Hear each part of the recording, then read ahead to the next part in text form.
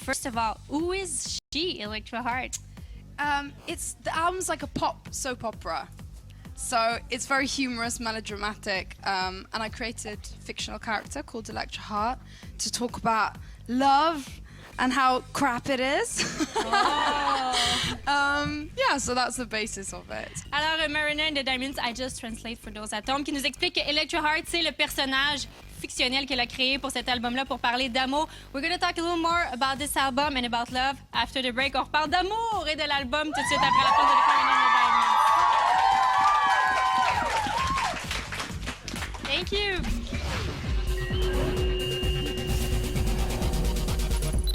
En retour avec Marina and the Diamonds sur le plateau de Palmarès. Elle a fait la première partie de Coldplay hier soir. Elle le fait aussi ce soir. Mais on parle de son nouvel album, Electra Heart, which you say is about love. How is it writing love songs in 2012? How do you manage to avoid all the cliches? Because you do it pretty well. I think, well, through kind of using fakery, as in, you know, a fake persona, it allows you to be more realistic about it and more truthful. So it's definitely not like, baby, I love you, come back kind of album. It's more like, homewrecker.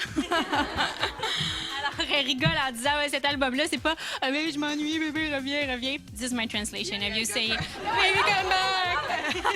Elle dit non, c'est plus un album de filles fortes qui se tient puis qui est indépendante en amour. For this second album, you worked with such big names, Diplo, Dr. Luke, Stargate. How was it working with people who, when they work on a song, it goes directly to number one? Was it a certain pressure going Well, it hasn't happened for me yet. It's going to happen for sure. Now everyone knows the lyrics of your song. Well, yeah, it's doing really well. Well, I came from a very DIY indie background, so it's very interesting working with them. Yeah. You talk about the indie background, and I find this is very interesting with you because you do kind of an alternative pop. You say you're an indie artist with pop goals. Is it hard to find the balance between the mainstream side and the alternative side? I don't know if it's hard, but I think for people sometimes to understand. Like when I first started the album, I wanted to create a dark bubblegum pop album. So kind of like a goth Britney Spears. That was what was in my head. So it's kind of working, so hopefully it's not too hard. Elle dit qu'elle a travaillé avec de gros noms pour la réalisation de cet album-là, Dr. Luke, Stargate, et que ça lui a pas mis de pression, mais qu'elle espère que ça va lui donner des numéros 1. Puis elle dit, moi, je suis une artiste indépendante avec des buts pop et c'est dur de trouver parfois l'équilibre entre les deux, mais je veux être une genre de Britney Spears gothic. Speaking about other women in music, there's a bunch of female artists in UK that experiment great success. I think of you, Emily Sandé, Florence and the Machine. Do you feel like you share something with them, even if you do all kind of pretty different musical styles? Not particularly. I mean, I like both artists a lot. I can see maybe Florence I probably share more with than Emily, but yeah, both are really great artists. So.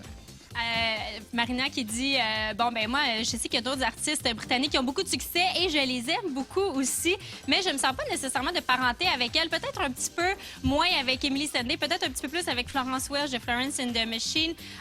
Speaking of women, I listened to your first album, The Family Jewel. I listened to this one too, and I love both, and I feel like your music is eminently feminine. Yeah. And I was wondering if you consider yourself as a feminist artist. Yeah, definitely. I think if I said no, it would mean that I don't believe that, you know, women should have equal rights. So it's definitely a yes. But I mean, I am a woman, so that's the only perspective I can write from. Is this music for men or music for women? I think this is definitely for both. Yeah.